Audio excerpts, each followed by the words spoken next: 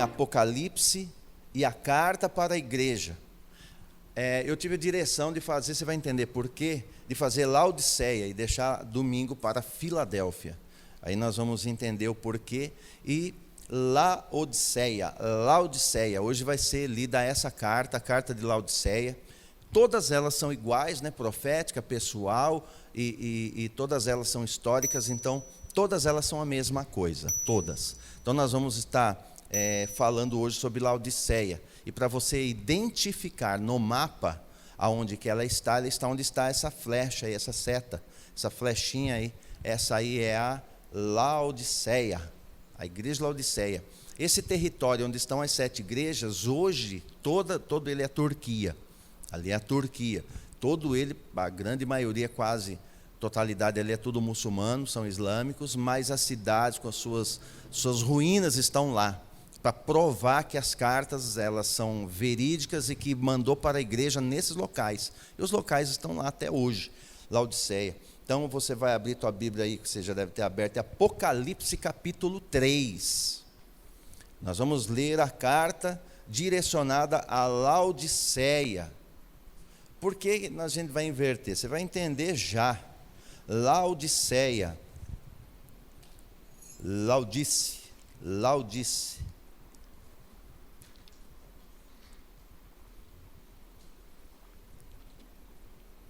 Então nós vamos ler a carta direcionada para Laodiceia. O verso é o 14, amém? Vamos decolar então? Apocalipse é a carta para a igreja, hoje Laodiceia. Apocalipse 3,14 diz assim: ao anjo em Laodiceia escreve: assim declara o Amém, a testemunha fiel e verdadeira, o soberano da criação de Deus. Conheço as tuas obras, sei que não és frio nem quente, antes fosse frio ou quente, e por esse motivo, porque és morno, não és frio nem quente, estou a ponto de vomitar-te da minha boca. E ainda dizes: estou rico, conquistei muitas riquezas e não preciso de mais nada. Contudo, não reconheces que és um miserável, digno de compaixão, pobre, cego e que está nu. Portanto, ofereço-te este conselho: adquire de mim ouro refinado no fogo, a fim de que te enriqueças, roupas brancas, para que possas cobrir tua vergonhosa nudez, e compra o melhor colírio, para que ao ungir os teus olhos possas enxergar claramente. Eu repreendo e corrijo a todos quantos amo. Sê, pois, diligente e arrepende-te, pois, ele vai dizer assim, eis que estou à porta e bato. Se alguém ouvir a minha voz e abrir a porta, eu entrarei em sua casa e cearei com ele, e ele comigo. Ao vencedor, eu lhe concederei que se assente comigo no meu trono, assim como eu venci e me assentei com o meu Pai no seu trono. E como sempre ele termina: aquele que tem ouvidos, compreenda o que o Espírito revela às igrejas. O que o Espírito, ele não fala, ele revela às igrejas. Falar, qualquer um pode falar, revelar só o Espírito. Só o Espírito revela. Então ele diz: compreenda, fica atento, ouvidos abertos, e compreenda o que o Espírito está revelando às igrejas. Laodiceia é uma cidade, antiga cidade da região da Frígia. E essa cidade aqui que você está vendo comigo aqui, que é a Laodiceia, originalmente, guarda esse nome, era Dióspolis. Originalmente, o nome de Laodiceia é Dióspolis, que significa cidade de Deus. Depois ela passou para Reus, e depois ela foi chamada de Laodiceia, por causa de um rei chamado Antíoco II. Antíoco II tinha a sua esposa, era Laudice ou Laudice. E ele, para homenagear a sua esposa, que ela não era fácil, você buscar na história, você vai ver a figura, ele vai mudar o nome, ele vai mudar esse nome de Dióspolis, ele vai mudar para Laodiceia. E ele faz isso, para homenagear ali a sua esposa. Laodiceia significa um povo que julga, ou julgamento do povo. É um povo que dá o veredito, é um povo que julga, é um povo que ele faz julgamento. Laodiceia significa isso. Nos tempos do apóstolo João, Laodiceia era muito rica. Era uma cidade muito próspera, muito rica. Ela era tão rica, para você ter uma ideia, que no ano 62 depois de Cristo, só para você ter uma ideia, houve um terremoto e ela foi destruída. Ela era tão rica que ela não aceitou a ajuda de ninguém, ela reconstruiu sozinha com a verba que tinha. Ela era muito rica, ela não falou, não precisa ajudar, não precisa ajudar nada. Ela reconstruiu sozinha. Em 62 depois de Cristo, ela conseguiu fazer assim, foi reconstruída por causa disso. E ela era muito próspera. Ela tinha uma ovelha que dava uma lã escura de excelente qualidade, só ela tinha. Então ela tinha uma ovelha especial lá que dava uma lã escura mas excelente, a qualidade era de excelência. Outra coisa, particularidade de Laodiceia, Colossos, ele tinha, eu não me lembro se é Colossos ou Hierápolis, um dos dois lugares tinha águas termais, e vinha para Laodiceia, água quente. Mas Colossos tinha água fria, ou é o contrário, Colossos tinha água quente. E eles vinham num duto para abastecer Laodiceia. Quando chegava em Laodiceia, ela não estava nem quente nem fria. E ela estava insalubre, meio com sal, assim, aquela água salobre. E ela chegava em Laodiceia dessa maneira. Por isso que ela vem dessa forma. E você vai entender por que Cristo vai falar isso justamente com ela. E ele vai escrever, João escreve essa carta 85 anos depois de Cristo.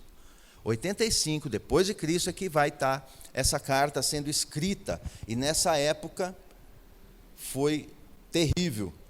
No ano de 1402, Laodiceia, também junto com Éfeso, foi destruída por Timor-Lenk. Timur-Lenk, ou Timur-Lenk. Ele veio e destruiu Éfeso, destruiu Laodiceia, e assim foi. E hoje ela se encontra só em ruínas, e o lugar dessas ruínas se chama Isquihissar.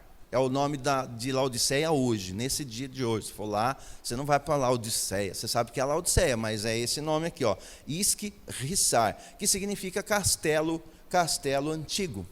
Então ela hoje já tem o nome de Castelo Antigo. Então Laodiceia mudou o nome para Castelo Antigo, por causa da sua própria antiguidade. E essas ruínas são testemunha da dor, da melancolia do local. É muita melancolia, é uma igreja triste, foi um local entristecido, você vai descobrir já. Então lá Laodiceia passava por isso daqui.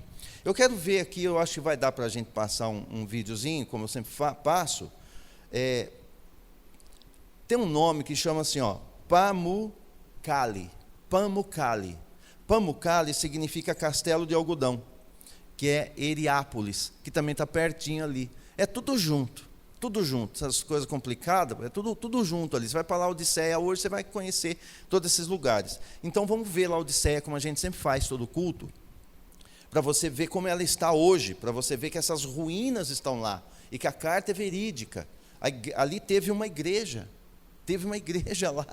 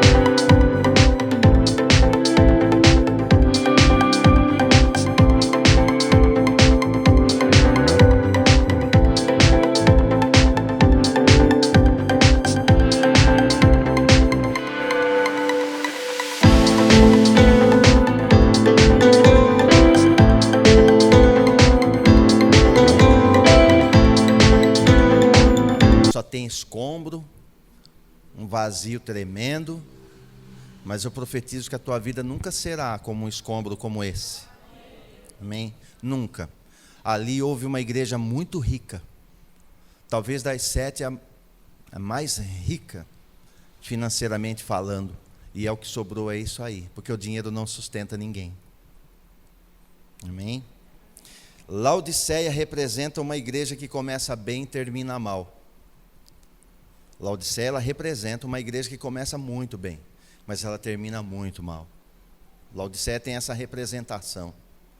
Ela também representa uma igreja que começa quente e termina morna. Essa é a Laodiceia. A Laodiceia também, ela representa uma igreja, e isso é duro, reprovada. Ela foi reprovada. Ela representa uma igreja reprovada. Esta é a Laodiceia.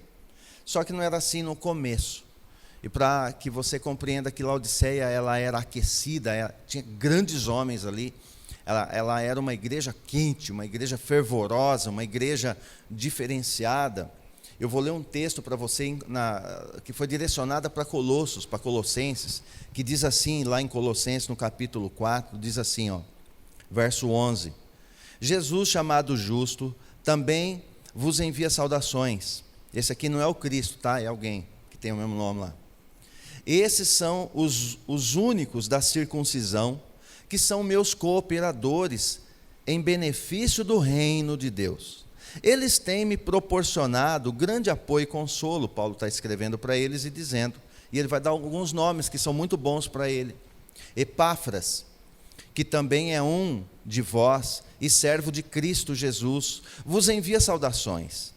Ele está sempre guerreando por vós em suas orações, para que, como crentes maduros e cheios de fé, continueis caminhando firmes na prática de toda a vontade de Deus. Verso 13. Sou testemunha, Paulo está dizendo, do quanto ele se esforça em seu zelo fraternal por vós e pelos que estão em Laodiceia e em Hierápolis, Lucas, o médico amado, e Demas, vos cumprimentam carinhosamente. Verso 15, cumprimentai igualmente todos os irmãos em Laodiceia, e também Ninfa, e a igreja que se reúne em sua casa. Depois de lida entre vós, fazei com que esta carta também seja recebida e lida na igreja dos laodicenses, e que vós, de igual modo, possas ler a carta de Laodiceia. Ou seja, ele está se referindo aqui a uns irmãos em Laodiceia que são bênção. Ele fala que eles possam que Laodiceia possa ler essa carta, e vocês também leiam a carta de Laodiceia, porque a Laodiceia também se comunicava. Era um período diferente para uma igreja que começou aquecida, uma igreja convertida de fato, uma igreja que estava esforçando dentro da obra, pregando o reino, vivendo o reino. Ela foi passando por isso. Então todo mundo que vive reino não está isento de cair. O que está de pé, cuide para que não caia. A Laodiceia caiu. Laodiceia, ela ficou morna. E aqui, veja aqui, se não alimentamos, se eu não me alimento com a palavra e com a busca dele, eu vou ficando morno igual a Laodiceia. Eu corro esse risco de amornar igual a Laodiceia. Laodiceia, ela se amornou, ela perdeu a intimidade. Laodiceia representa uma igreja que não tem mais intimidade com o seu Criador. E tinha, mas não tem mais. Então, 85 anos depois, ele pega João, e ele vai usar João agora para escrever uma carta para essa igreja que ele também ama. Apesar de estar caída, estar envolvida na sua riqueza, sendo enganada por si mesma, apesar dela estar desse jeito, ele ainda chama o pastor dela de meu anjo, porque ela fala, escreve ao anjo que está em Laodiceia, ao anjo da igreja que está em Laodiceia. Apesar de estar toda derrubada, ele chama o pastor dela de anjo, e chama ela de minha igreja, porque ele está chamando ela de igreja, escreve para a igreja, para o anjo da igreja que está em Laodiceia. Para você entender um pouco o decorrer, porque é toda há uma linha cronológica na linha da igreja. Vamos recapitular aqui. Éfeso abandona o melhor amor e não se arrepende. Essa é Éfeso. Esmirna, ela é perseguida. Por que ela é perseguida? Porque ela abandonou o melhor amor e não se arrependeu. Então abandona, não se arrepende, a perseguição vem. Pérgamo fica profana e se mistura com o mundo, ela fica mundana. Então o que ocorre? Ela abandona, vou recapitular aqui para falar um pouquinho mais. Éfeso abandona o melhor amor e não se arrepende. Quando não se arrepende e abandona o melhor amor é Cristo, abandona, a perseguição é natural. A nível espiritual, os demônios acham brecha na vida da pessoa que começa a abandonar a Cristo.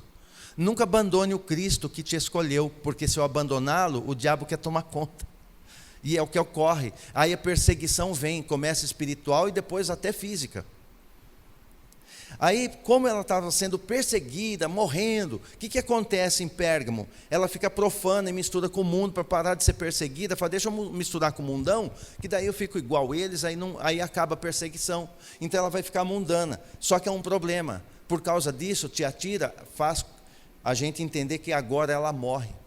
Então ela fica mundana e morre. Ela entra em trevas, ela fica mundana, entra em trevas, e em Sardes ela morre. Então em Sardes ela vai morrer. É preciso uma providência, você lembra que é preciso uma intervenção divina, uma revelação. Vai acontecer a reforma protestante, vai acontecer um renovo, vai trazer luz de novo. Precisa ele intervir para começar algum remanescente começar a brotar. E aí você percebe uma linha divisória aí, porque a ordem da escrita é Filadélfia e depois Laodiceia, que estamos estudando hoje. Por que há uma linha divisória essas duas? Porque essas duas igrejas, Filadélfia e Laodiceia, as duas estão no mesmo período e elas não representam especificamente o período, embora já está denunciando que o período é o do fim. Essas duas igrejas, tanto Filadélfia quanto Laodiceia, são igrejas do fim, por isso estão ali separadas. E isso significa que as duas estão no fim, mas elas não é só a questão do tempo, não preocupe com o tempo. O que elas estão demonstrando é um modelo de igreja. O que elas estão apontando é um estilo de igreja, é como elas se comportam no tempo do fim, a forma como ela age no tempo do fim, tanto Laodiceia quanto Filadélfia, porque Filadélfia sobe e Laodiceia fica, e as duas estão no mesmo período, elas estão no mesmo tempo, uma está para ser tirada, a outra vai ficar.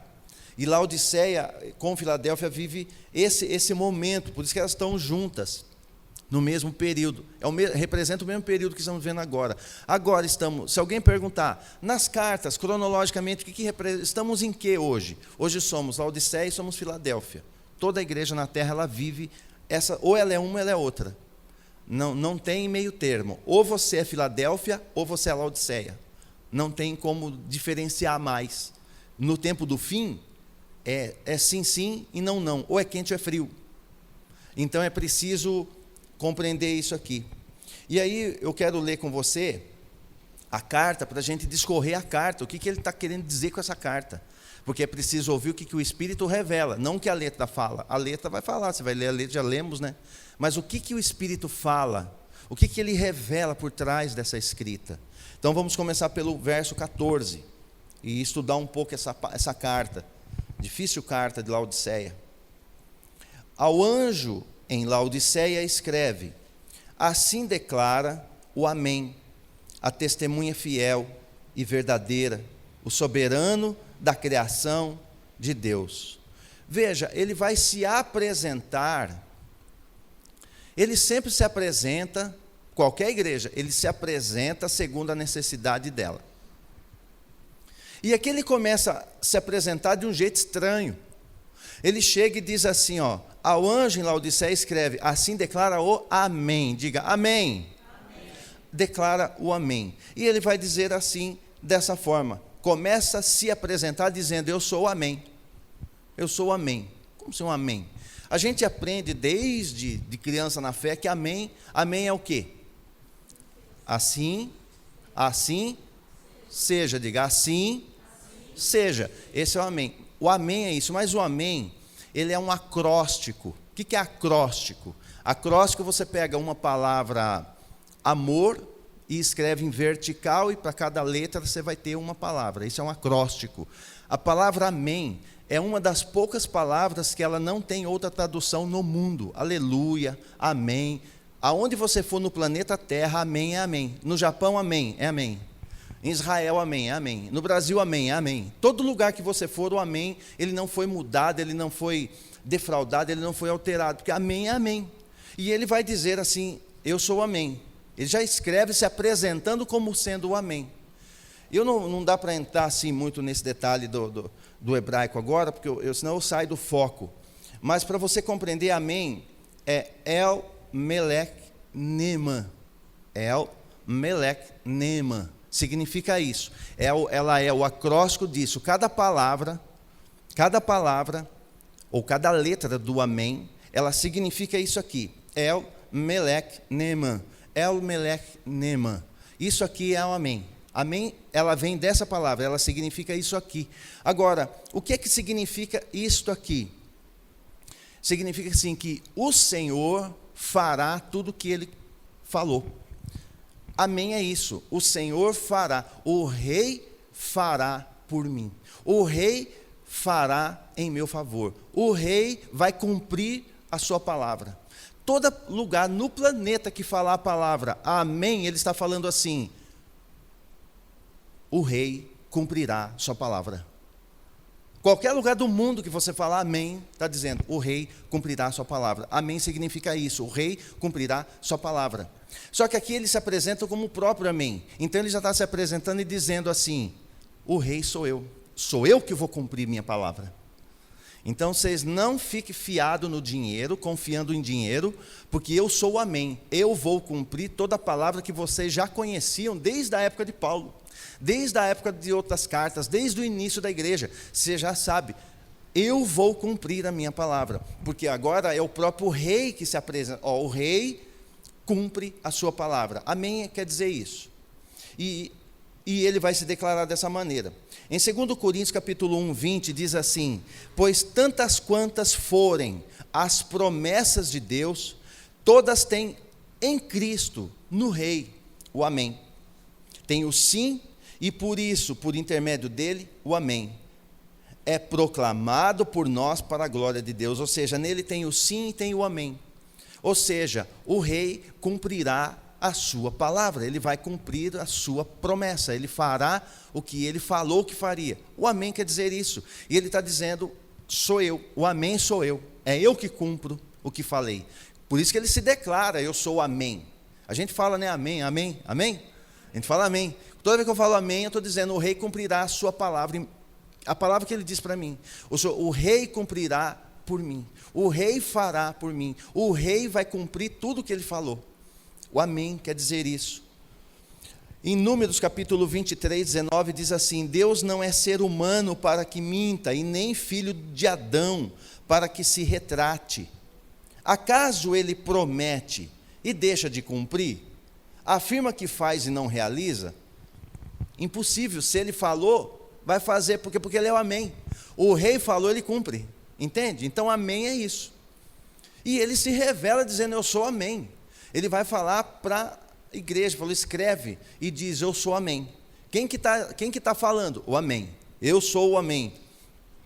Mas ele diz mais uma palavra, testemunha fiel. Então ele diz, eu sou o amém e eu sou a testemunha fiel. Testemunha do quê? De absolutamente toda a sua palavra, porque ele fala e ele mesmo testemunha a realização dela. Ele fala, eu sou testemunha fiel, porque se eu falei, assim é.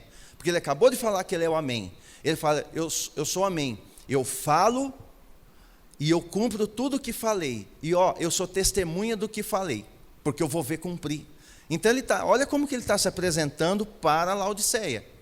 Eu sou o amém, eu sou o Rei que cumpre o que fala, e eu sou testemunha em ver o cumprimento do que falei. Então não duvide da minha palavra, porque eu sou esse. Eu sou o amém, eu sou a testemunha fiel. Hebreus 6,13 diz assim, quando Deus fez sua promessa a Abraão, ele jurou por si mesmo, tendo em vista não haver outro maior por quem jurar. Quando ele fez a promessa a Abraão, ele jurou por si próprio, porque não tem outro maior do que ele. A garantia da palavra cumprida é ele próprio. Ele deu ele mesmo como garantia, e agora ele próprio parece falar, eu sou a testemunha de que isso vai acontecer. Se eu falei, está falado. Para ele já está pronto. Então ele vai se revelando assim. Mas por que isso? Justamente pelo estado de Laodiceia. Mas ele diz mais assim, ó. Então tudo que o Senhor fala, ele mesmo é testemunha do cumprimento. Aí ele diz assim, verdadeiro. Eu sou, amém, e sou testemunha fiel e verdadeiro. Ó. Nele não há nada falso. É isso que ele está falando. Eu sou o rei que falo e cumpro. Eu sou testemunha de ver ocorrer, acontecer o que falei, e tudo o que eu falei é verdade. Está vendo como que está se apresentando? Porque ele diz, eu sou o caminho, a verdade e a vida. Aqui ele está se declarando a verdade, fala, eu sou o verdadeiro. E aí ele fecha na apresentação com a quarta palavra, ele está se apresentando e usa 4 palavras para se apresentar. Ele é o amém, a testemunha fiel, verdadeiro e soberano. Ou seja, não há ninguém maior do que eu. Não há ninguém que possa contestar o que eu estou falando com vocês. Não existe ninguém no céu, nem na terra, nem debaixo da terra para contestar. O soberano sou eu. Eu tenho o governo na minha mão. E ele está se apresentando para Laodiceia assim. E está se apresentando para nós como. Para Laodiceia estava difícil ouvir isso. Mas para nós tem que ser um consolo, porque eu sei que se ele falou, ele cumpre. Se ele falou, ele é testemunha do que ele disse. E não há ninguém que possa contestar a sua palavra, porque se ele falou, ele já viu ocorrer, ele já viu acontecer. E é verdade. E não tem ninguém maior do que ele que possa me tirar da mão dele. Não há ninguém que possa fazer com que a palavra dele não se cumpra na tua vida. Não tem. Então ele está se apresentando como ele é. No verso 1 ele já chega se apresentando assim. Soberano. João 1, 2, 3, ele é, ó, veja aqui, ó, ele, a palavra, estava no princípio com Deus. Ele que é em Cristo, o verbo. Todas as coisas foram feitas através dele, e sem ele, nada do que existe teria sido feito. Ou seja, é tudo nele. Então ele é o princípio, ele é o meio, ele é o fim. Eu tenho que estar nele. Se você não estiver na palavra, você está num território falso. Porque o verdadeiro é ele. Ele é o verdadeiro. Se eu estou fora dele, os acontecimentos são falhos, mas o dele é testemunhal. Ele fala e ele cumpre tudo o que diz. Então, eu tenho que ter esse entendimento.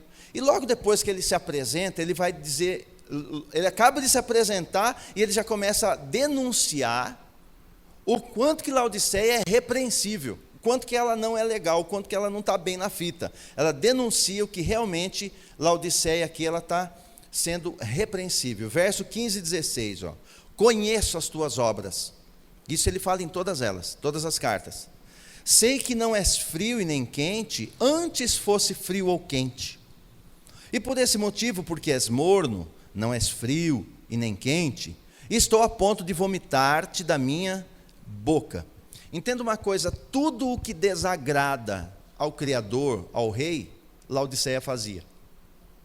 Tudo o que desagrada, ela era capaz de fazer. E ele sempre usou uma linguagem simples, porque ele diz assim, ó, conheço tuas obras, ou seja, eu conheço, eu sei tudo o que você está fazendo, eu conheço tuas obras, eu conheço todas elas. E ele diz, eu sei que não és frio e não é quente. Quando ele fala, eu sei que não és frio e nem quente, ele está fazendo o quê? Eu conheço tuas obras e eu sei quem é você. Eu sei o teu comportamento. Eu sei que você não é nem quente e você não é frio. Então ele está declarando, eu sei. Ele está afirmando, eu sei que você não é quente nem frio. Eu sei. Por quê? Porque ele sabe. Ele é o rei. Aí ele diz assim, antes fosse frio ou quente. Aqui ele não está afirmando, aqui ele está lamentando. Eu sei que não é frio nem quente, eu sei, porém eu lamento muito, porque eu queria que fosse ou frio ou quente. Então primeiro ele revela que ele sabe que você não é frio nem quente, que é morno. Primeiro ele revela, ele faz uma afirmação e depois ele faz um lamento. Primeiro ele afirma, depois ele fala, depois ele chora. Ele fala e lamenta. Quem dera, porque ele vai falar exatamente isso, antes fosse, quem dera, fosse frio ou fosse quente, e aqui ele está lamentando. Agora, por que ele afirma? Por que ele afirma e por que ele lamenta? Porque está afirmando e lamentando. Olha o verso 16, ó. E por esse motivo, porque és morno, não és frio e nem quente, eu estou a ponto de vomitar-te da minha boca. Ou seja, frio e quente simbolizam o quê? ao contrário do que parece. O que é que frio e quente nesse contexto, tá? Nesse contexto. O que é que ele está revelando? Ele está revelando dois extremos. O quente ou frio. Ele está revelando que é preciso ter ou viver. Para ele o bom seria ou quente ou frio. Porque se é frio, tem como chegar com o evangelho, tem como apresentar Cristo, tem como trazer vida para aquela pessoa e aquecê-la. E se ele é quente, está dentro do propósito, que bom. Ou então, ou é quente ou é frio. Agora ele fala que o morno causa nojo nele. O morno aqui está causando nojo, e ele vai colocar isso de forma como dois extremos. Por quê? Se o quente e o frio são dois extremos, o morno é o quê? Equilíbrio. O morno é o ponto de equilíbrio. Pastor, mas não tem que ser equilibrado? Sim, e muito. Mas aqui no contexto, quando se trata de reino de Deus, quando se trata de cristianismo, de reino dos céus, do rei, ou eu sou quente ou eu sou frio, não posso ter equilíbrio. Eu não posso tomar o cálice de Deus na mesa e no mesmo mesa tomo o cálice dos demônios. Ou eu sento e tomo o cálice do Senhor ou o cálice dos demônios. Não tem meio termo. Não há meio termo. Não existe. Então ele está falando, ou é quente ou é frio. Ou é quente ou é frio. Eu não posso ter equilíbrio com relação às coisas do Altíssimo. Não pode ter equilíbrio entre Cristo e o diabo. Como é que eu vou pôr equilíbrio aqui no meio? Não, ou é Cristo ou é o diabo. Não dá para ter equilíbrio. É mais ou menos o diabo, é mais ou menos de Cristo. Não existe. A palavra mais ou menos não cabe aqui. O mais ou menos seria o equilíbrio. Não existe equilíbrio aqui. E essa igreja, ela está vivendo equilibrada, e no equilíbrio ela está misturando. Então ela está pondo Cristo e os demônios no equilíbrio, tomando dois cálices, e ele está dizendo dessa maneira. Então não pode haver equilíbrio entre, por exemplo, assim, pecado, santidade. Não tem, ele é meio santo, é meio pecador. Não, ou está em santidade ou está em pecado. Não tem, é igual gravidez. Tem meia grávida? É a mesma coisa. Não tem equilíbrio, a mulher está meia grávida. Não, ou ela está grávida ou não está. Então aqui ele está apresentando algo que ela está fazendo que chama-se equilíbrio, e ele abomina esse equilíbrio, quando se trata do reino.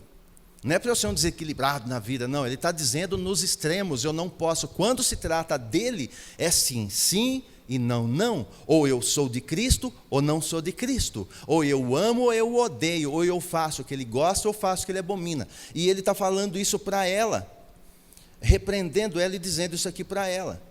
E a Bíblia diz isso constantemente. Tem um texto que a Bíblia fala assim, não está aí, mas diz assim, nem para a direita nem para a esquerda. Olha, nem para a direita nem para a esquerda. Está falando assim da questão do ponto de equilíbrio, que é perigoso. É perigoso. Algumas áreas são perigosas. E equilíbrio, só para você entender, não é radicalismo. Por exemplo, o equilíbrio não é radicalismo. Eu, em 91, eu dei minha vida a Cristo. Eu tinha 26 anos caminhando dentro da idolatria e do ocultismo. 26 anos. Nos últimos meses, era segunda, era quarta, era sexta, era durante a semana, eu estava sempre ligado. Quando eu dei minha vida a Cristo, eu nunca mais pisei no lugar de ocultismo. Ou é ou não é. Então o radicalismo, a palavra radical, ela vem da raiz. Então a minha raiz tem que estar bem colocada em Cristo. Então eu tenho que ter bem definida a minha fé.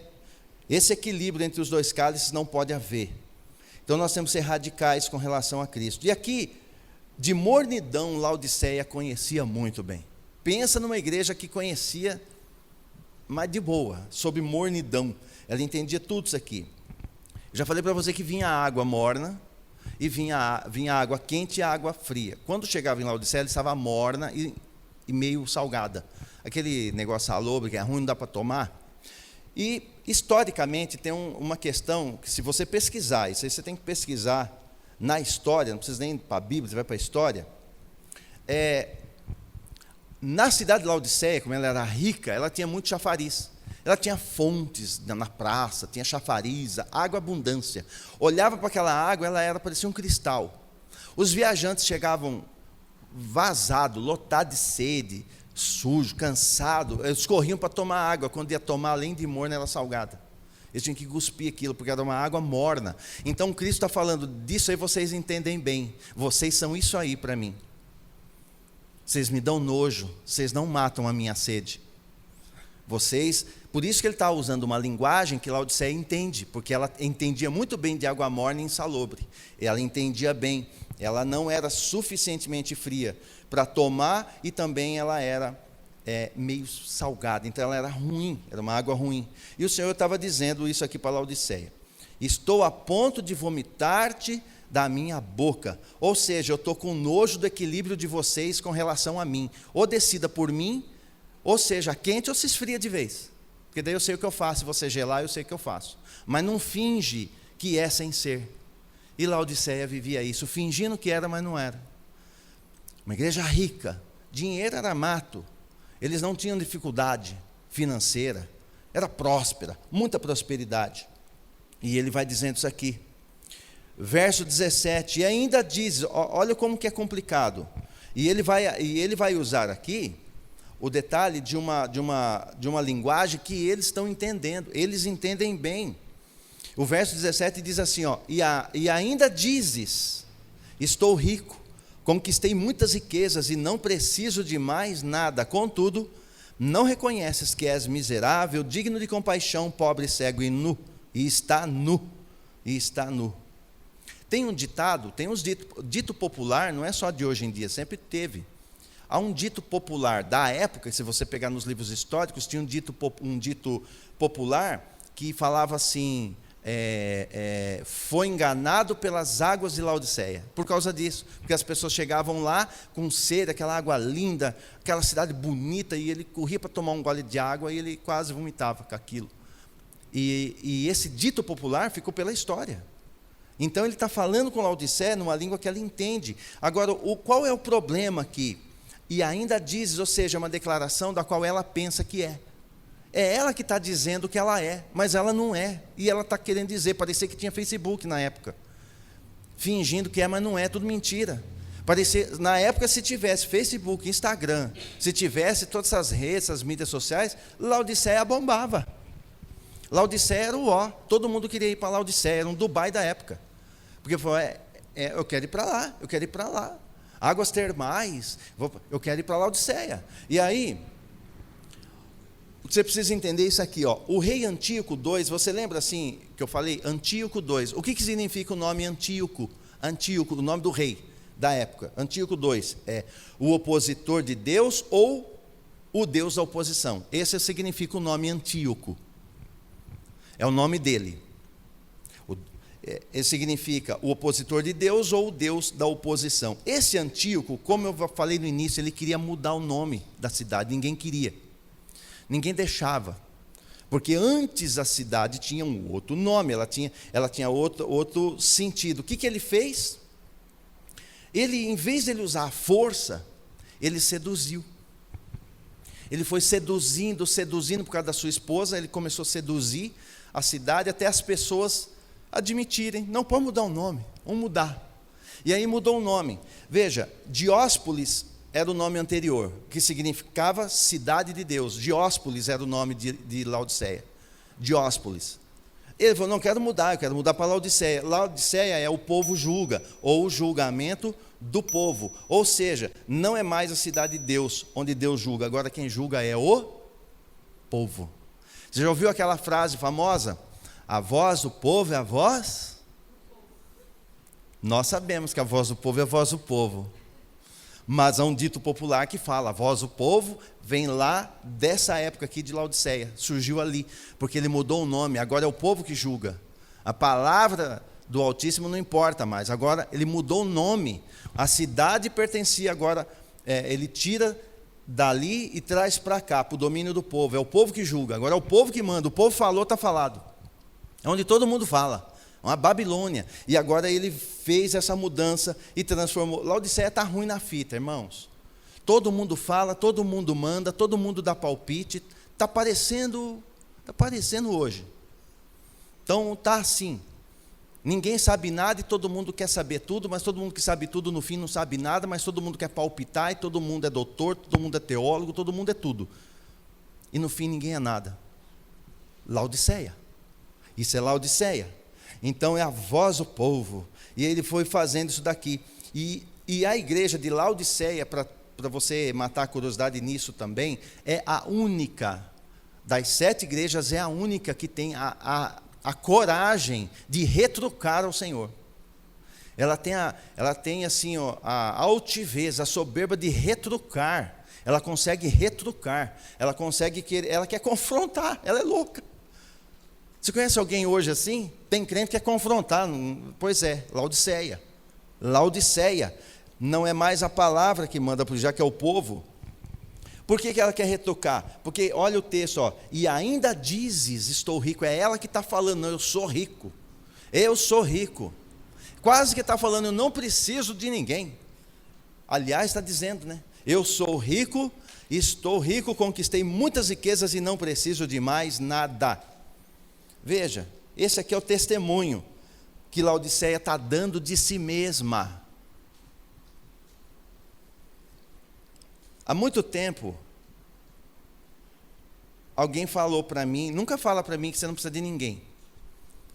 Porque um dia, se você falar assim, eu não preciso de ninguém, eu vou perguntar se você usa cueca. Ah, não precisa de ninguém. Sabe aquele revoltadinho? Não precisa de ninguém. Você usa cueca? Ué, eu uso, pastor. Pois é, então você precisa. Você não sabe costurar, né? Todo mundo precisa de alguém. Mas Laodiceia está falando, eu não preciso de ninguém. Eu não preciso de mais nada. Por quê? Porque ela é rica. Ela tem tudo que ela quer. Sabe, ela tem emissora de TV, tem rádio, tem jatinho, tem avião, tem dinheiro no banco, come caviar, come segunda, terça, quarta, se quiser comer picanha. Ela não tem problema, ela é riquíssima, ela é muito rica. Então esta é a Laodiceia. Se ela está nesse estado, ela não precisa de mais nada, segundo ela. Isso é querer confrontar o Criador que está falando, você é pobre. Não, eu sou rica, não preciso de nada. Então é a única igreja que quer confrontar o rei. Que loucura para essa igreja, que loucura. Esse é o testemunho dela. Qual é o testemunho dela? Anota aí, autoexaltação. Autoexaltação, eu sou bom, eu sou acima da média. Você já ouviu essa frase por aí, né? Eu sou acima da média. Pô, eu toco, esses aí não toca nada, tem que estudar, tem que fazer como eu sou acima da média, eu sou bom. Eu sou boa nesse assunto. Então é o autoexaltação. Segundo, adula a si mesma. Sabe, fica mimando a si próprio. Fica adulando. Não é honrar, é bajular, bajula a si própria, ela adula a si mesma.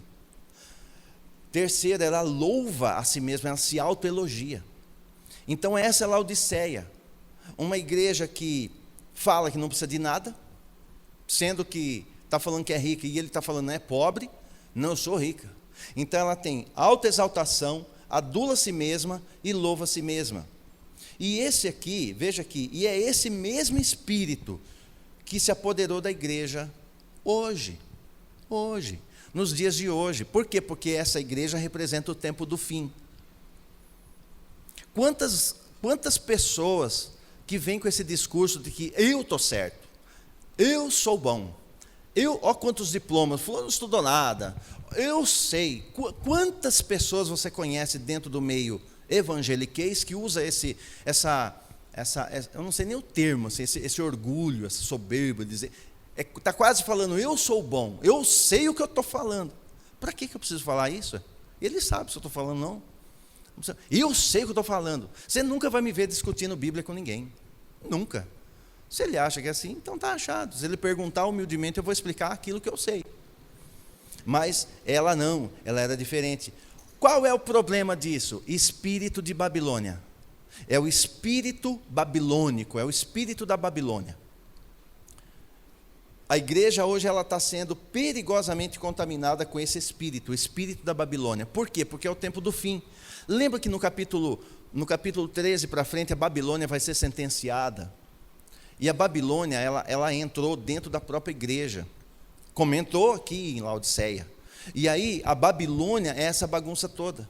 Porque autoexaltação, autoelogio. Uma coisa é você admitir que o Senhor te deu graça e que você procura fazer o melhor possível, isso ok. Outra coisa é alguém também reconhecer que você está bom naquilo, amém, glórias ao Senhor por causa disso, glórias a Ele, porque é por causa dele, amém. Outra coisa é autoexaltação, eu tiro ele da jogada e é eu comigo mais eu, nós três, entende? Isso é perigoso. Por que é espírito da Babilônia? Você quer ver como que um babilônio fala? Daniel capítulo 4, verso 30. Nabucodonosor é rei da Babilônia, olha como ele fala, ele diz assim: acaso não é esta a grande Babilônia, que eu mesmo edifiquei para ser minha residência e a capital do meu reino, mediante a força do meu magnífico poder e para a glória da minha majestade? Quem que está falando aqui? Nabucodonosor, o rei da Babilônia. Todo mundo que usa esses termos, ele tem um espírito de Babilônia nele. Ele fala com rampança, né? Como diz o povo antigo, que é rampança, é orgulho, soberba. Então ele vai falando assim, e Nabucodonosor usava esses termos, por quê? Porque ele é o rei da Babilônia, representa um espírito. Então toda autoexaltação, autolouvor, ficar bajulando a si próprio, se achando melhor, acima da média de todo mundo, eu sei mais que todo mundo, eu sou melhor que isso, melhor, é um perigo, porque é espírito da Babilônia. A humildade está longe, e pode ver, tudo aqui é eu. A igreja tirou Cristo, Laodiceia tirou Cristo do centro, e o centro é o homem. Eu sou rico, eu não preciso de nada. Você percebe que é o mesmo espírito que está em Laodiceia, e é o mesmo espírito que opera hoje na igreja de Cristo, infelizmente, mas estava escrito, já era para ser assim. A autoexaltação vem então desse espírito babilônico. E o Senhor vem revelar aqui o estado dela, né? O verdadeiro estado dela, que não tem mais nada oculto diante dele. Escreve e fala que eu vi tudo. E ele vai dizer isso aqui, o Senhor está revelando então o lado de dentro. E entre tantas advertências, ele vai trazer 5 que são advertências e conselhos. Então ele vai chegar para Laodiceia, olha o tamanho da misericórdia dele. Ele chega para Laodiceia e fala: eu vou te dar 5 conselhos, 5 advertências. É 5 advertências e 5 conselhos que ele vai dar. E ele está dando para Laodiceia e está dando para essa igreja do fim agora. A misericórdia ainda está de pé, ainda dá tempo. Então ele vai dar agora 5 conselhos. Ele vai dizer no verso 18, os 5 conselhos. Ele diz assim: portanto, ofereço-te este conselho. Eu vou falar, conselho não se dá. Ele deu. Eu estou te oferecendo, estou te dando um conselho. Lembra que ele é rei, ele pode, ele está dando conselho. Ofereço-te este conselho. Aí ele vai dizer: adquire de mim ouro refinado no fogo, a fim de que te enriqueças, roupas brancas para que possas cobrir tua vergonhosa nudez, e compra o melhor colírio para que, ao ungir os teus olhos, possas enxergar claramente. Então ele vai dar 5 conselhos que na realidade são 5 direções, 5 conselhos, 5 advertências de emergência. É para a última hora. Está acabando, ele vai levar a Filadélfia, é o último conselho, é a última direção para a igreja. Para quem está me vendo aqui, para quem está me vendo aí, pode ser a última vez que ele te dá essa advertência, esse conselho. É o último conselho, a última etapa de aconselhamento, de direção que ele dá para quem está ouvindo essa palavra. E ele diz assim: primeiro, compre ouro refinado no fogo, ou seja, adquire de mim ouro refinado no fogo, a fim de que te enriqueças. É possível ficar rico? Sim, mas se eu comprar ouro da pessoa certa. De quem que eu vou comprar ouro? Dele. Refinado pelo fogo. Isaías 55:1 diz assim: todos que têm sede, vinde às águas cristalinas. Aqui não é água salobre, não, é água cristalina. E vós, os que não tendes dinheiro nem recurso, vinde agora, comprai e comei e vinde, adquire vinho e leite sem pagamento e sem custo. Ele está convidando: adquire de mim. Em Mateus 13, 45, 46, ele diz assim, ó, da mesma forma, o reino dos céus é como um negociante que procura pérolas preciosas. E assim que encontrou uma pérola valiosíssima, foi, vendeu tudo o que tinha e a comprou. Ou seja, quem quiser comprar ouro refinado do fogo, ele está dizendo, não, você não vai usar dinheiro. Não, o que eu vou usar? Tudo. Eu uso tudo de mim. O que ele está dizendo aqui, compra de mim, é isso. O que custa? Esse ouro que ele está vendendo refinado no fogo, custa o quê? Custa a minha renúncia. Custa o meu arrependimento, custa a minha renúncia, custa pôr ele em primeiro lugar. Esse é o custo.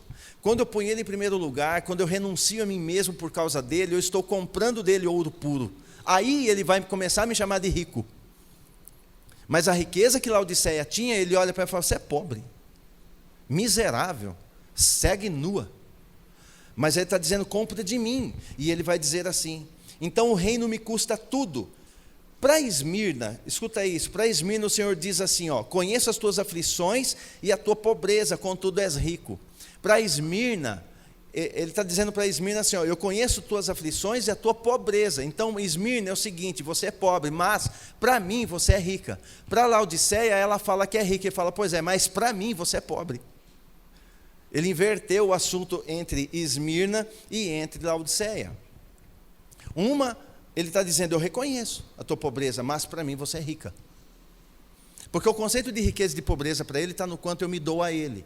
Quanto mais eu me dou a ele, mais rico eu sou. Porque eu estou juntando um tesouro que traça não come. Você viu Laodiceia o que sobrou? A traça comeu tudo. Mas o tesouro juntado lá, não. Esse aí lá não. Esse aí a traça não come. E ele vai dizer isso aqui. Compra de mim ouro. Segundo conselho, compre roupas brancas. Compre roupas brancas para que possas cobrir tua vergonhosa nudez. Ou seja, vestes de santidade, vestes de separação, vestes que me separa do sistema maligno. Isso serve espiritualmente para aquele que eu adoro, eu estou vestido em santidade e eu adoro a ele. E quando olha para mim no meio da multidão, a minha forma de postura de veste, eu me pareço com as trevas ou com a luz? Porque também vai identificar.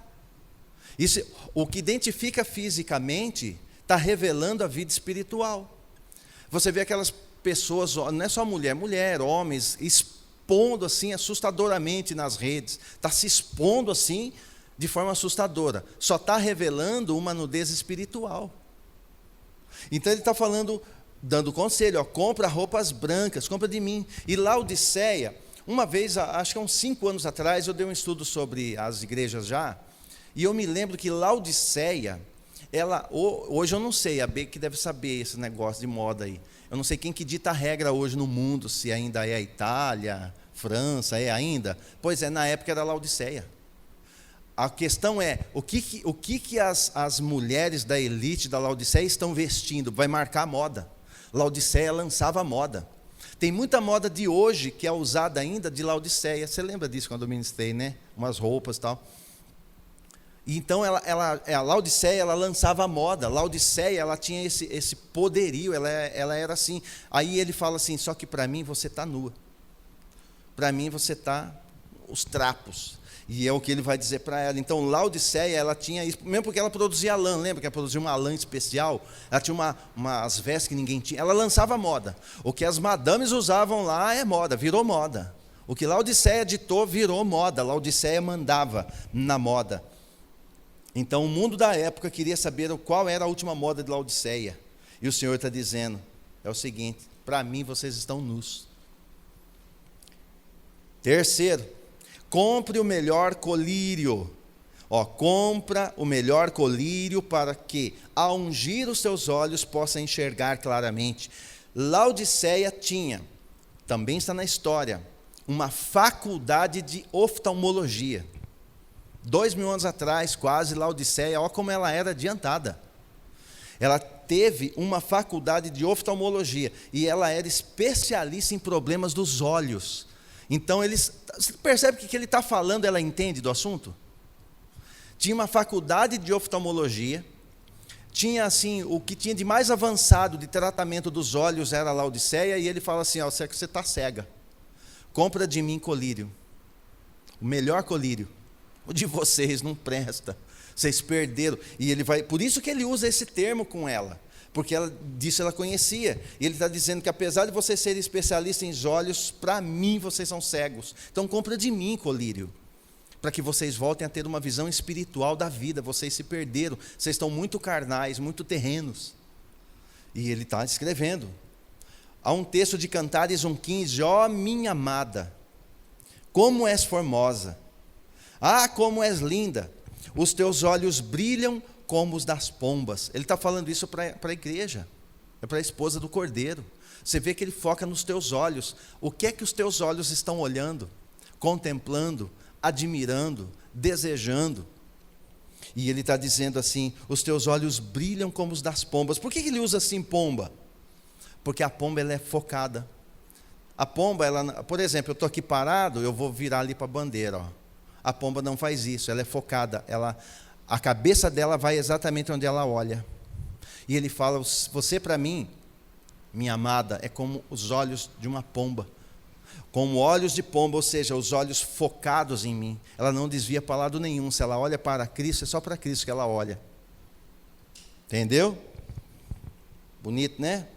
Lucas 11, 34, 35. Se os teus olhos, veja que são os teus olhos a luz do teu corpo. Se teus olhos forem humildes, todo o teu corpo será cheio de luz. Porém, se teus olhos forem malignos, todo o teu corpo estará tomado pelas trevas. Certifica-te, pois, que o fulgor que há no teu interior não sejam trevas. Então vê que ele vai fazer muita alusão aos olhos. E ele está falando para Laodiceia, fala assim, ó, vocês podem ter toda especialidade em olhos, mas vocês são cegos, perderam a visão de quem eu sou. Vocês estão me relativizando, vocês estão me pondo num ponto de equilíbrio. Eu não tenho nada a ver com o diabo, eu não tenho nada a ver com religião, eu não tenho nada a ver com mamon, e vocês estão me misturando. Então ele está repreendendo Laodiceia. Laodiceia é a igreja mais repreendida, por causa da postura dela, talvez por ser mais rica. Quarto conselho, aguenta aí, arrependa-se agora. Diga-se, ó, ele diz assim, eu repreendo, verso 19, e corrijo a todos quantos amo. Aí ele fala, sê pois diligente e arrepende-te. Então ele está dando um conselho, arrepende-te, dá meia volta, dá tempo ainda.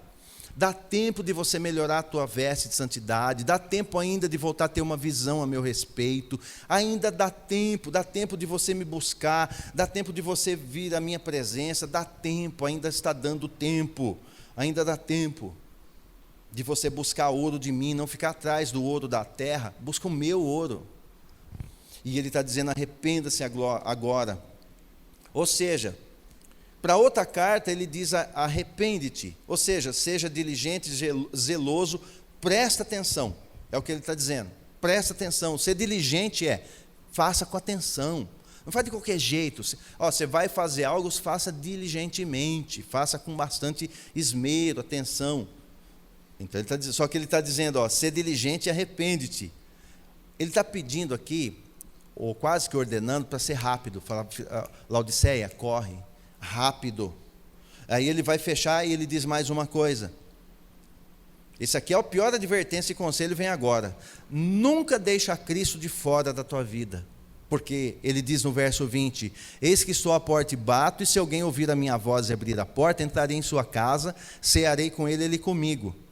Veja, para Filadélfia, você vai ver domingo, para Filadélfia ele põe uma porta aberta. Laodiceia fecha a porta para ele, com ele lá fora. Porque se ele está lá fora batendo, porque deixou ele lá fora. E toda igreja que tirou Cristo do centro dela, não é igreja. Ela parece igreja, lê Bíblia igual a igreja, canta louvor igual a igreja, anda igual a igreja, fala igual a igreja, mas não é igreja. Por quê? Porque tirou Cristo do centro, pôs ele lá fora. Ele fica batendo querendo entrar. O coração da pessoa parece igreja, mas não é. Tem toda a aparência, mas não é. Tem muito trabalho, tem muitos departamentos, é tudo muito lindo, sim. Só que Cristo não está no centro, está lá fora batendo, tentando entrar. Laodiceia. Quantas pessoas, lembra? Histórica, profética e pessoal. Quantas pessoas individualmente parecem, mas não é? Porque Cristo não é o centro da vida delas. E ele está dizendo exatamente isso aqui. Então é preciso que vocês vejam o perigo disso. Um esboço das cartas. Éfeso, lá em Éfeso, Apocalipse.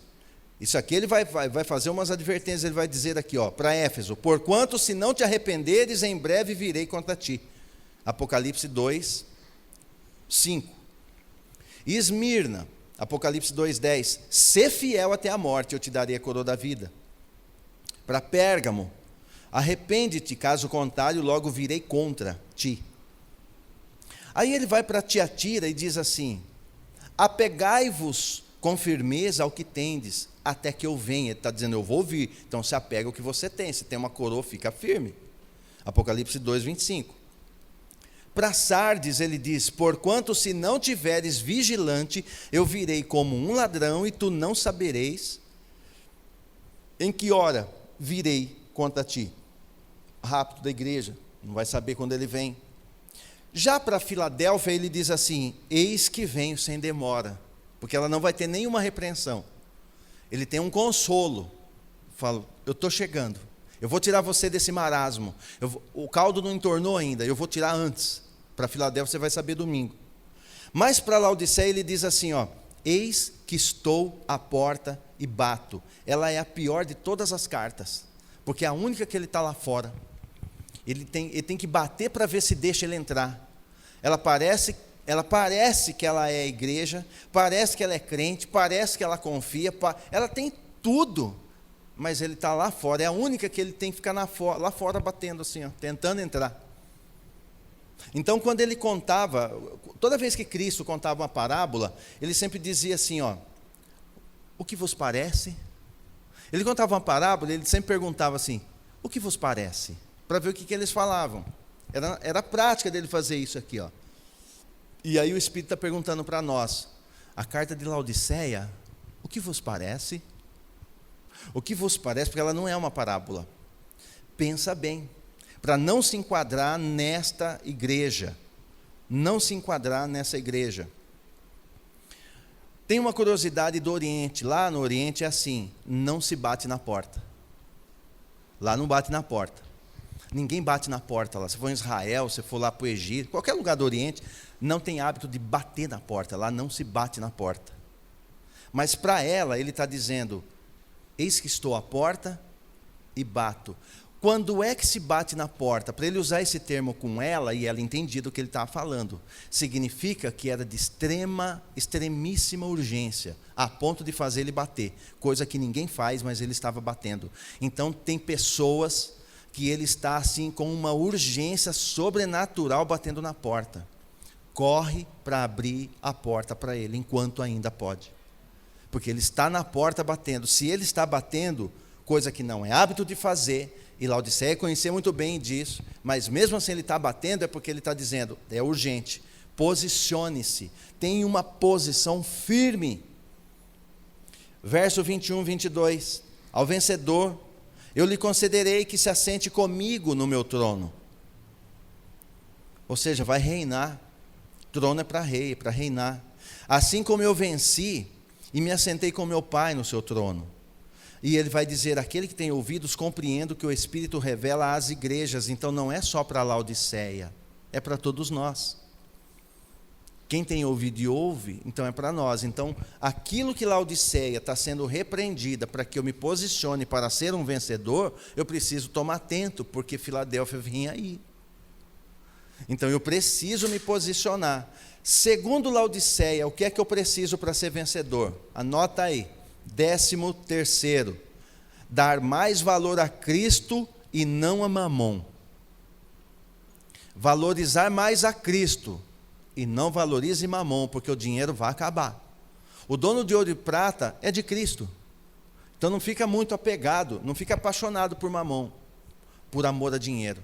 Porque é o que está dizendo, Laodiceia está me instruindo isso. Você quer ser vencedor? Laodiceia. Então é o seguinte: dá mais valor a Cristo e não a Mamon. 14º, manter minhas vestes limpas. Ou seja, eu preciso manter minhas vestes limpas. Porque vestido eu estou, mas tem que estar limpa, branca. ou seja, bem posicionado. 15º, não perder a visão espiritual. Quando você deu tua vida a Cristo, você acreditou no Cristo que você deu a vida. Você creu que Ele é Espírito, você creu que você não está vendo, mas Ele existe. Você creu numa visão espiritual. Aonde que ela foi? Para a Laodiceia, ela foi trocada por dinheiro, pela fama, pela alta exaltação. Foi isso. 16º, admitir que preciso mudar minha rota, ou seja, arrependimento. Se eu não admitir que eu preciso mudar minha rota, vai ficar aí. Porque ele diz, arrepende-te, muda a rota, dá tempo ainda, até quando não sei. 17º, mantenha Cristo no trono do teu coração. Não dinheiro, não fama, não poder, nada disso, nada. Falou, mantenha. Por que é 13º, 17º? Porque os outros 12 são das outras cartas, no domingo eu passo todas elas. Porque elas vão ter várias situações para que eu possa ser um vencedor. As 7 cartas vão me ensinar, ou vão me dirigir o que eu preciso fazer para ser um vencedor. Não para ser salvo. Salvo já é, as 7 já são igreja. Todas as 7 já são salvas, já são igreja. O que ele quer dentro da igreja é que sejam vencedores. Para ser vencedores, preciso praticar esses pontos. Até aqui, 17º ponto. E se não praticar? Vai ficar aí. Para ser disciplinado. Eu não quero ficar para ser disciplinado, tá? Então vai ajustando essas arestas para que você possa ter isso como uma razão de vida. Dar mais valor a Cristo e não a mamão, manter minhas vestes limpas, não perder a visão espiritual, admitir que preciso mudar minha rota e mantenha Cristo no trono do teu coração. O que tem sido mais importante para você? Cristo, ou como dizia a Laodiceia, é o dinheiro. Eu não preciso de nada. Eu não preciso de nada. Acho que ela não usava cueca, né? Eu não preciso de nada. Eu não preciso de nada. Laodiceia dizia, eu não preciso de nada, eu estou rico, eu não preciso de nada. Eu não preciso de nenhum pastor falando na minha cabeça, eu não preciso de nada, eu mesmo busco. Isso aí, eu sou autossuficiente. Ele fala comigo. Isso é um perigo, é Laodiceia. E essa Laodiceia, ela vai ficar. Infelizmente, ela vai ficar. Ela representa, se não se arrepender, a igreja que vai ficar e vai dar de cara com o anticristo. Ela vai ver o anticristo, ela vai conviver com ele e vai ser morta por ele, pelo exército dele. É Laodiceia. A menos que no meio dela alguém se arrependa e obedeça esses comandos. Se não obedecer esses comandos, vai ficar aí.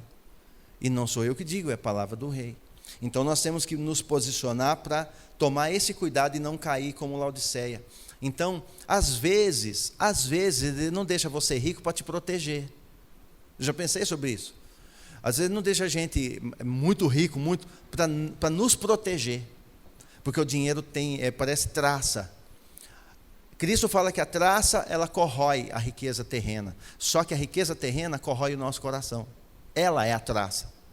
Então, para que essa traça, que é a riqueza terrena, não corrompa o nosso coração, ele nos leva assim dentro de um patamar do qual nada nos falta, mas ele espera um momento para nos dar. Porque tem pessoas que se receber vão embora. Abandona ele, porque daí o dinheiro fala mais alto. Muito alto. É muito alto, irmão. É muito terrível. Então, que nós nunca sejamos essa igreja, porque você viu... É muito triste, é uma das igrejas que mais tem ruína. Parece que o Espírito Santo fez questão de deixar as ruínas de Laodiceia. Ela tem muita ruína, você viu no vídeo, é muita ruína. Ele fez questão de deixar para aquela que dizia que era rica. Ele fez questão para que a gente visse, olha a confissão que ela fez, mas olha no que ela se tornou, porque ela não se arrependeu. Ela não buscou de mim o colírio, ela não buscou vestes brancas, ela não mudou de rota. Ela não quis saber de mim, ela me deixou do lado de fora. Quando eu deixo o Cristo do lado de fora, eu viro escombro. Mas quando o Cristo está dentro, tudo é renovado em mim, porque daí eu passo a viver em glória. Amém? Eu preciso estar ligado em Cristo, eu preciso estar conectado nele. Amém? E essa é Laodiceia. Amém. O rei faz tudo o que ele diz. Isso é amém. Você sabia que amém é isso? Eu nunca tinha dito, né? Então, amém é isso. Amém é isso. O rei faz tudo o que ele diz. O rei faz o que fala. É o meu amém. Quando eu falo amém, o rei faz o que ele fala. Então, amém. Ele vai fazer tudo o que ele disse aqui. Ele não vai mudar uma palavra. Então vamos nos posicionar. Eu batalho muito na tentativa de ser um braço dele, porque eu não sou nada, mas eu sou um braço, para poder tornar você alguém que entenda o que é ser um vencedor. Não é só discursar, eu preciso crer, discursar e agir como um vencedor desde já. E tomar posse daquilo que é meu. O quê? Minha coroa. Manter essa posse da coroa na minha cabeça. Deixa ninguém tomar. E hoje em dia está sendo assim. É coroas e mais coroas que vão caindo. Teve um dia que eu tive uma visão, faz tempo já que a gente estava orando, eu tive uma visão de coroas caindo. Muitas coroas caindo. Só que tem um detalhe, a coroa cai, mas enquanto ele não volta, dá tempo de pegar. E para Laodiceia está dizendo, pega a coroa, ainda dá tempo.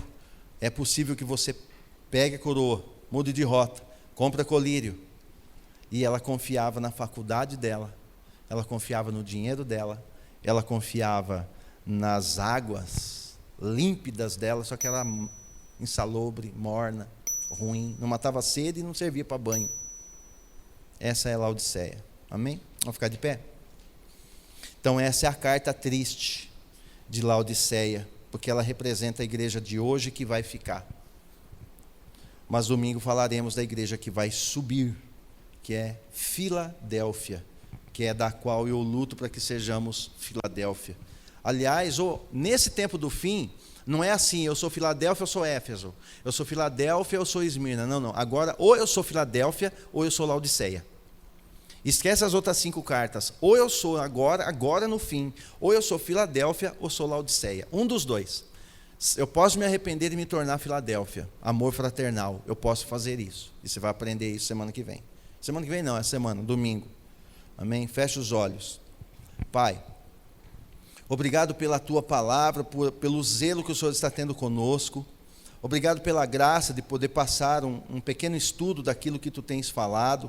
Eu li a carta, eu fiz o que tu disseste, eu fiz a leitura e também comi do que li, e peço a ti misericórdia de nossas vidas para que possamos nos posicionar, possamos atentar para os teus conselhos e para as tuas advertências, para que posicionados sejamos de fato vencedores, que vão honrar o teu nome, que sejamos pessoas bem definidas no sim e no não, com quem sentamos, o que cálice bebemos, o que vestes vestimos, que possamos ser bem concisos naquilo que é agrado teu, para que não haja equilíbrio no que diz respeito à tua pessoa, porque tu és o rei e não há outro, tu és absolutamente o Salvador e não há outro. Nós temos essa absoluta certeza de que tu és rei e não há outro rei, tu és o rei dos reis, e temos a certeza de que somos preparados, estamos sendo preparados para sermos reis dentro do teu reino.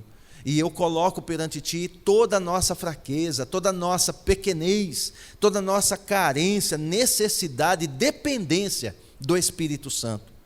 Nós dependemos do Espírito Santo, dependemos da tua direção, dependemos do teu constrangimento em amor, dependemos do teu chamado, dependemos da tua voz, dependemos de tudo aquilo que tu tens falado ao nosso coração e que fortaleça as nossas mãos, fortaleça a nossa vida no dia a dia, para que a gente consiga cumprir, ainda que difícil, talvez arrastado, mas que cheguemos ao alvo da soberana vocação em Cristo. O nosso alvo é estar em tua mesa, o nosso alvo é estar pronto para aquele dia, o nosso alvo é estar pronto para quando tu vieres como um ladrão, nem o olho verá, mas depois nós o veremos no trono.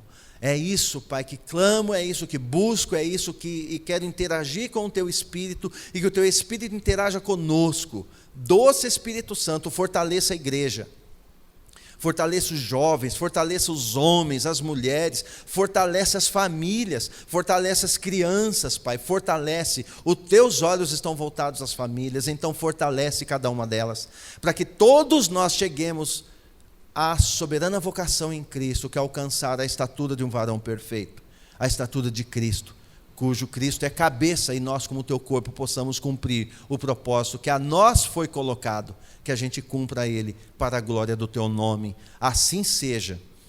Assim seja conforme a tua palavra, assim seja conforme a palavra do rei. Como o rei falou, o amém, que haja o teu amém com relação à nossa vida, ao nosso ministério, com relação àquilo que tu tens dado para nós, que nesse lugar seja um quartel-general de vencedores que consigam compreender a preciosidade e a urgência do momento e deixemos de ser meninos na fé e cresçamos e amadureçamos para que possamos dar uma resposta positiva ao reino que está vindo com o seu rei no seu cavalo branco e nós contigo, Pai. Eu creio assim.